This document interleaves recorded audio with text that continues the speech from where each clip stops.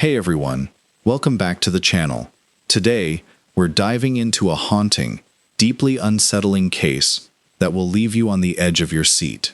On a warm summer day in 2014, the New York Police Department received a completely unexpected phone call. A woman named Deborah Holmes was on the line, urgently demanding to speak with the lead detective on the Shelly Covlin case. For investigators, this sudden voice from the blue felt like a spark of hope, a potential breakthrough that might finally thaw a chilling investigation that had been frozen in place for 5 agonizing years. At the center of it all was the tragic demise of Shelly Danishevsky, a case that had sent shockwaves through Manhattan on the eve of New Year's 2010. Raised on the West Side, Shelly grew up deeply rooted in a close-knit Orthodox Jewish community, where strong family ties shaped her early life. Her transition from a bright, happy childhood to an accomplished woman was defined by an unquenchable thirst for knowledge and outstanding academic drive. That dedication eventually earned her a prestigious degree in asset management, paving the way for a stellar career in Swiss banking. Before long, she was effortlessly scaling the corporate ladder, commanding multi-million-dollar portfolios for high-profile clients in one of the richest cities on earth. Yet, by 1998, despite her thriving career, ultimate financial security, and a loving support system, Shelly felt a quiet emptiness. Her ultimate dream, to build her own home and become a mother, remained unfulfilled. Taking her destiny into her own hands, she attended a Jewish singles event in February 1998, hoping to find her soulmate. That was where she crossed paths with 26-year-old Rod Covlin, a fellow finance professional. The chemistry between them was instant and magnetic. Both were fiercely ambitious, driven by a desire for success, and eager for long-term stability. Despite a noticeable age gap, their bond deepened rapidly as they proved to be perfect complements to one another. Shelly and Rod became virtually inseparable, utterly captivated by their whirlwind romance. Convinced they had found the real thing, they decided to tie the knot shortly after meeting. Though some friends quietly questioned the whirlwind speed of their marriage, to Rod and Shelly, every piece of the puzzle felt like it was falling perfectly into place. Before long, their joy expanded with the arrival of 2 beautiful children, a son and a daughter, fulfilling Shelly's lifelong wish.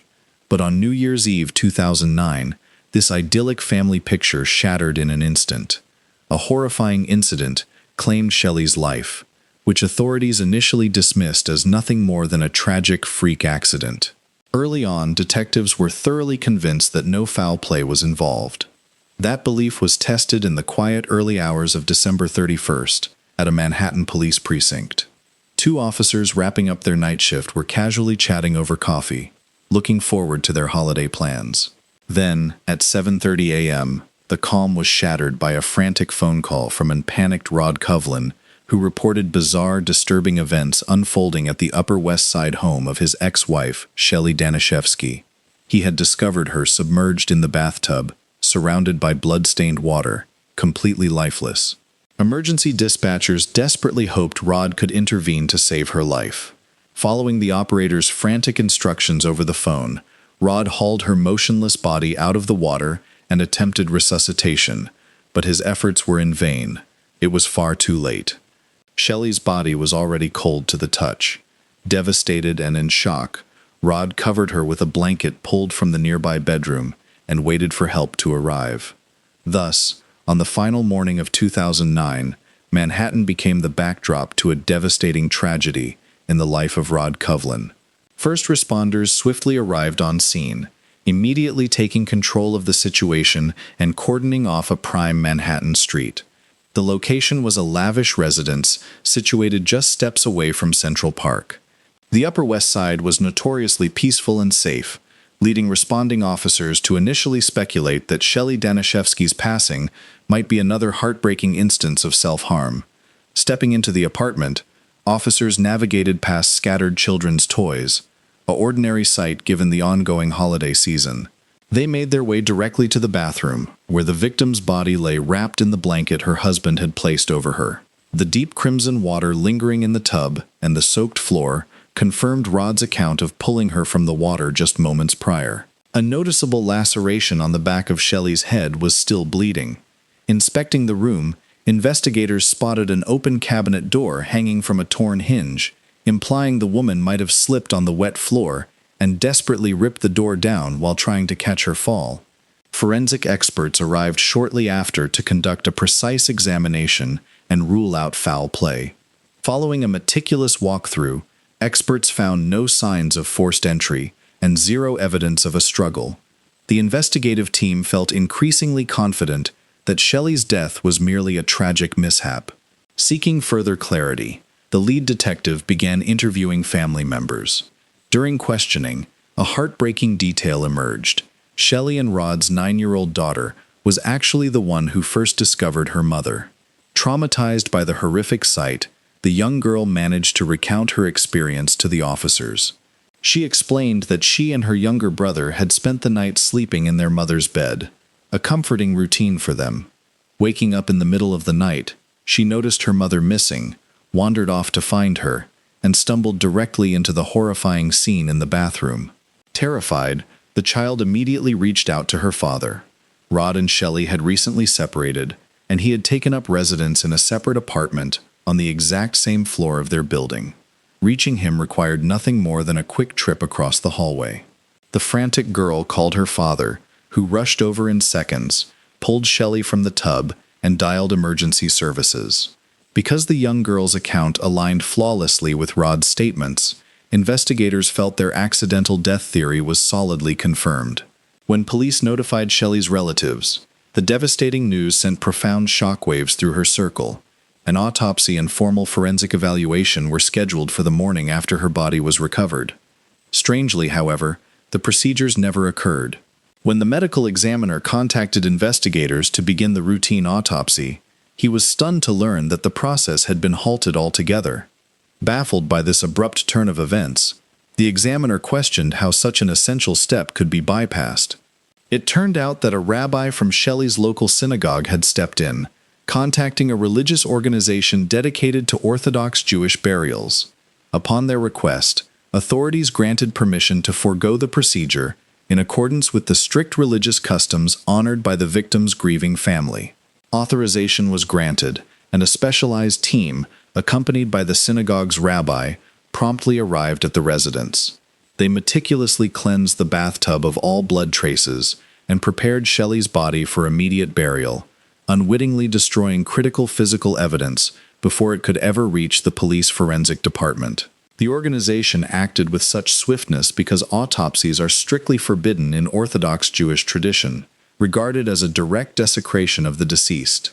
In this instance, the local rabbi had actively persuaded Shelly's grieving family to honor these customs. Still reeling from shock and holding zero suspicions of foul play, the heartbroken relatives and her husband accepted the rabbi's guidance without objection. They formally agreed to forego the autopsy, handing over all funeral arrangements to the specialized burial organization. Consequently, within a mere 24 hours of her passing, Shelly was laid to rest. Hundreds gathered to pay their respects and extend heartfelt condolences to the devastated family. Shortly thereafter, however, when police informed her parents that potential crime scene clues had been completely erased during the bathroom's cleansing, lingering doubts began to plague them. While slipping in a bathtub was certainly a known domestic hazard, the idea that such a minor fall could prove fatal struck them as increasingly improbable. Though they lacked tangible proof, the nagging feeling that their daughter's tragic end was far from a simple accident consumed them. Because the destruction of physical evidence had effectively crippled the New York Police Department's ability to probe deeper, the family took matters into their own hands and hired a private investigator to uncover the truth surrounding her death. The private detective immediately set to work, visiting the family home to interview those closest to Shelly. From these conversations, a far darker reality emerged. Rod and Shelly's marriage had been quietly unraveling for a long time. Although the couple had celebrated their 10th wedding anniversary in 2008, their marital harmony fractured soon after. Rod's career was rapidly spiraling downward, marked by frequent job changes and a growing gambling addiction that swallowed vast sums of money. His shifting behavior deeply alarmed Shelly, who grew increasingly frustrated by his neglect of the family and his obsession with online computer games. Rod was recklessly draining their hard-earned savings to fund his competitive backgammon tournaments, traveling constantly and squandering family resources, a grievance Shelly had frequently vented about to her inner circle. To make matters worse, she soon uncovered evidence that he had been unfaithful during these frequent trips. Shelly was neither passive nor naive when it came to her husband's betrayals. Upon discovering explicit emails confirming his infidelity, she firmly decided to terminate the marriage and sought approval for a religious divorce. To the outside world, they still appeared to be a couple, but behind closed doors, Rod had already moved into a separate unit on the exact same floor. While navigating the drawn-out process of a formal legal divorce, they attempted to maintain a civil, friendly facade for the sake of their 2 young children. Yet, underlying tension continuously boiled over due to Rod's erratic behavior. In the weeks leading up to her death, Shelly had repeatedly confided in loved ones about her husband's volatile nature, describing him as deeply aggressive and dangerously hot-tempered. She lived in constant anxiety, convinced that he was secretly monitoring her every move, sneaking into her apartment when she was away, and snooping through her personal emails. She even suspected that Rod had installed a security camera in the building's hallway just to track her daily comings and goings. In the eyes of the private investigator, these disturbing marital dynamics offered more than enough reason to reopen the investigation into her untimely passing. Piecing these troubling details together, the detective formulated a compelling theory. Rod may have played a direct role in his ex-wife's death.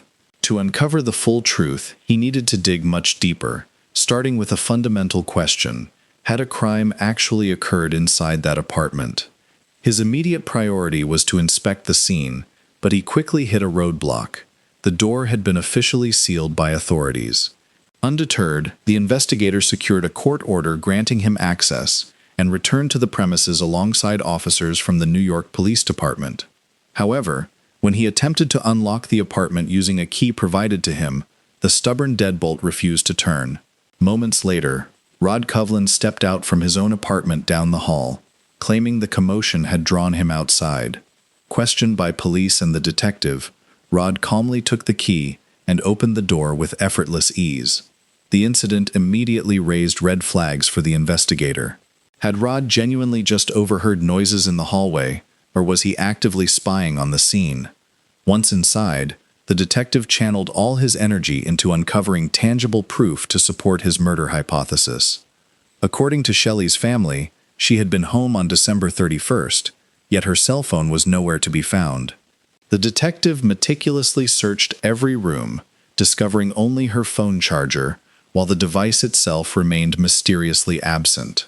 Next, he turned his attention to the bathroom, the exact location of her tragic end.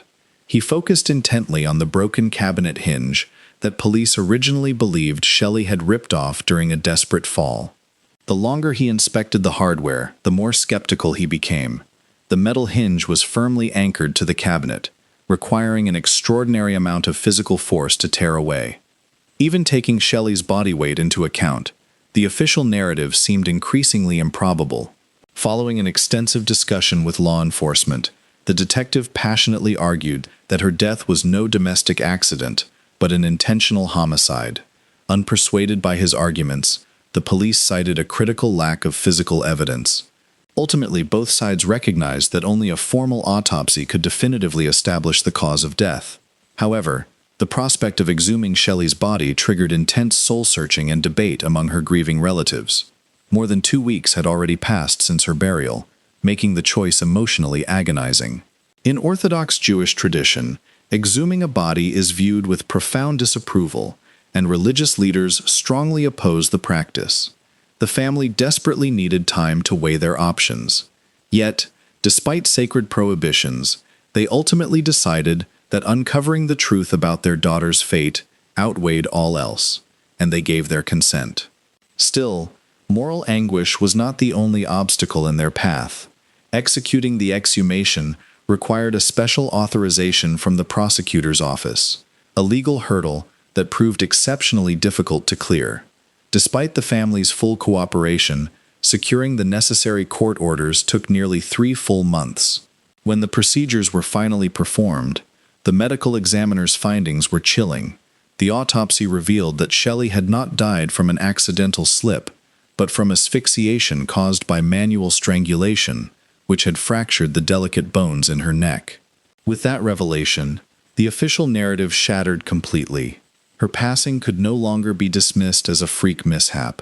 Authorities formally reclassified it as a violent homicide, fully validating the detectives' relentless pursuit of the truth. The autopsy results served as a dramatic turning point, compelling the New York Police Department to immediately reactivate the homicide investigation into Shelly's death. Detectives began meticulously sifting through every new piece of evidence, analyzing phone logs and bank records, vital components in assembling a murder trial. Beyond immediate family, investigators questioned everyone who had crossed paths with the couple, including their nanny, housekeeper, and divorce attorney. The attorney revealed striking oddities in the couple's legal battles. During their initial divorce hearing in May 2009, Rod claimed he was financially incapable of paying spousal support due to unemployment. When the presiding judge dryly suggested he might need to give up his costly gaming habit, Rod flew into a furious rage in open court, exposing his volatile temperament to everyone present. Determined to exact revenge, Rod launched a relentless campaign to destroy Shelly's reputation. He publicly accused her of living an immoral lifestyle and mismanaging assets. Going even further, he contacted her employer with malicious fabrications, claiming she abused drugs and was violent toward their young son. Though an official inquiry thoroughly debunked these slanderous allegations, the emotional toll on Shelly was severe. The most disturbing revelation came when the couple's son disclosed that his father had explicitly coached him to lie and utter damaging statements designed to discredit his mother. Rod paid dearly for his cruel manipulation. At a subsequent hearing on July 7, 2009, the court banned him from unsupervised visits with his children, a restriction that remained strictly enforced even after Shelly's death. When custody was ultimately awarded to Rod's parents rather than to him, he was consumed by fury, having fully expected to gain control of the children. Detectives also interviewed the family's former nanny, who provided a tantalizing clue. She revealed that on December 30th, Shelly had undergone a luxurious keratin hair treatment, costing several $100s. The strict post-care instructions explicitly forbade exposing her hair to moisture or steam for several days, ruling out any baths or showers. This detail sparked a critical question. Why would Shelly risk ruining an expensive treatment by taking a bath? Investigators strongly suspected she had never willingly entered the tub that night. Yet logical deductions were not hard evidence, and detectives needed far more to secure a murder indictment. Turning to the building's surveillance footage from the morning of the crime, they spotted highly erratic behavior from Rod. At 4 a.m., he was captured leaving his apartment fully dressed for the outdoors, only to return shortly after. When questioned, the night doorman noted that Rod's pre-dawn outing was extremely unusual, as he had never seen him leave at such an hour before. The guard recalled Rod asking if he wanted anything from outside, to which he declined. Nevertheless, Rod returned minutes later holding chocolate bars, forcing them onto the guard. Investigators recognized this calculated gesture as a staged attempt to construct a rock-solid alibi. Now established as the primary suspect, Rod became the central target of an relentless effort to prove his guilt. The core question remained, what ultimate trigger drove him to murder his wife? The answer lay in the timing of their legal proceedings.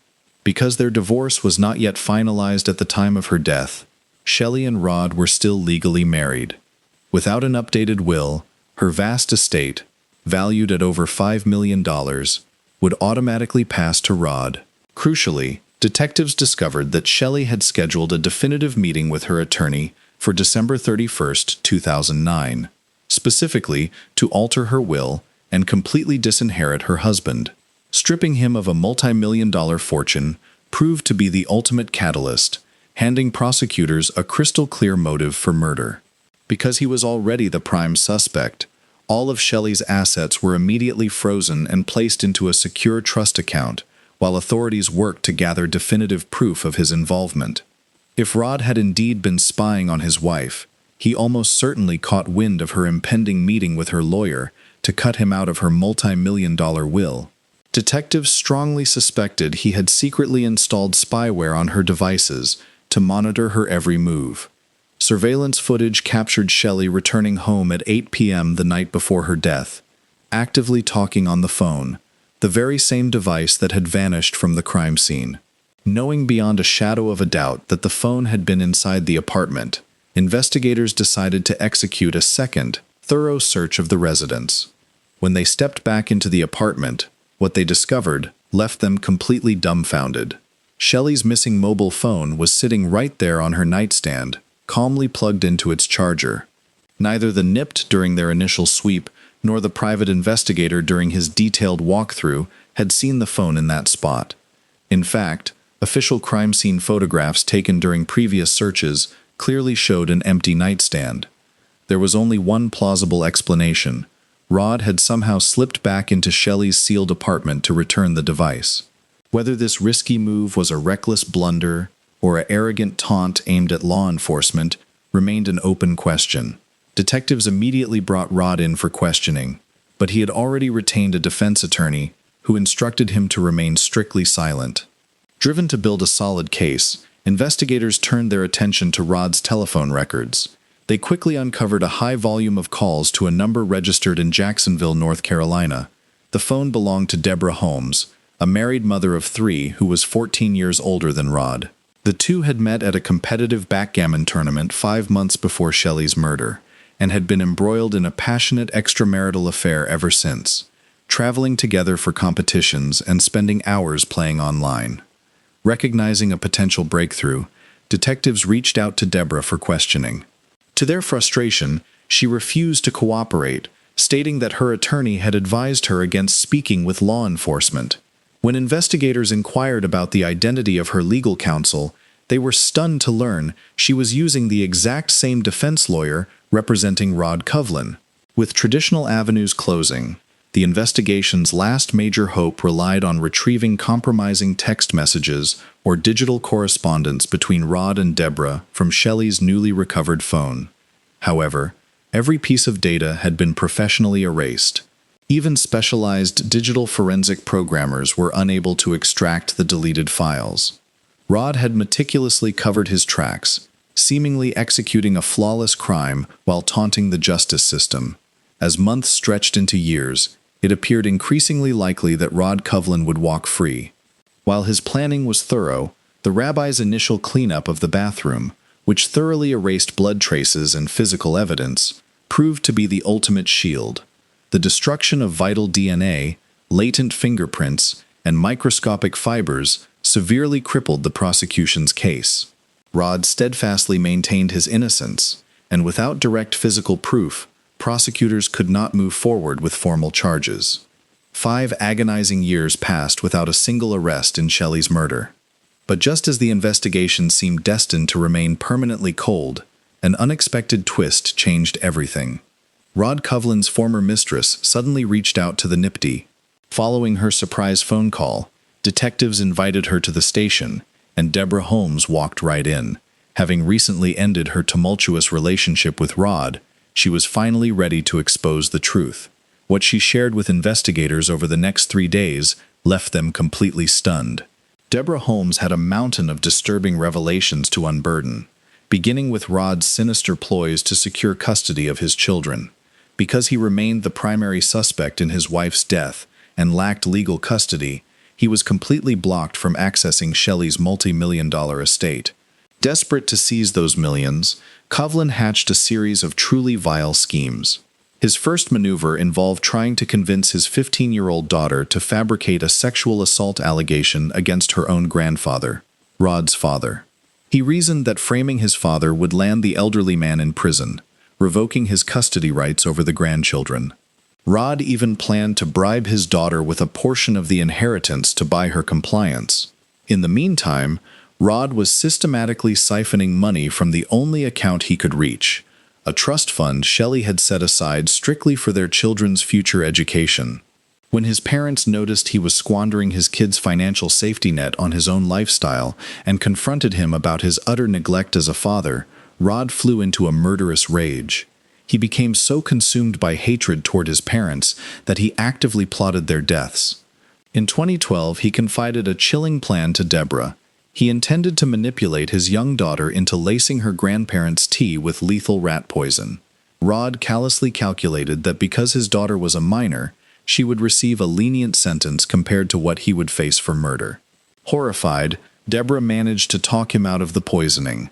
Undeterred, Rod brainstormed alternative horrors, at one point planning to padlock his parents inside their home and burn it to the ground. He even weighed the idea of forcing his underage daughter into a sham marriage with a Mexican national, allowing him to legally siphon off her inherited wealth. Listening to Deborah's testimony, detectives could hardly fathom the dark reality of what they were hearing. But Deborah wasn't just telling stories. She had been quietly amassing evidence. Realizing she was entangled with a dangerous psychopath, she had patiently waited for Rod's interest in her to wane before handing over a massive digital archive stored on multiple hard drives. This repository contained thousands of secretly recorded phone calls and digital files. Investigators faced the daunting task of sifting through gigabytes of data to extract prosecutable evidence. Deborah's courage proved to be the ultimate turning point in a stagnant, multi-year investigation. As detectives analyzed the audio, they uncovered critical slip-ups. In one recorded call with a backgammon acquaintance, Rod carelessly admitted that he still possessed keys to Shelly's apartment and could enter undetected whenever he pleased. Even more appalling, the hard drives exposed a scheme where Rod planned to frame his own daughter for Shelly's murder. Investigators discovered a fake email account Rod created, where he forged a confession from his daughter.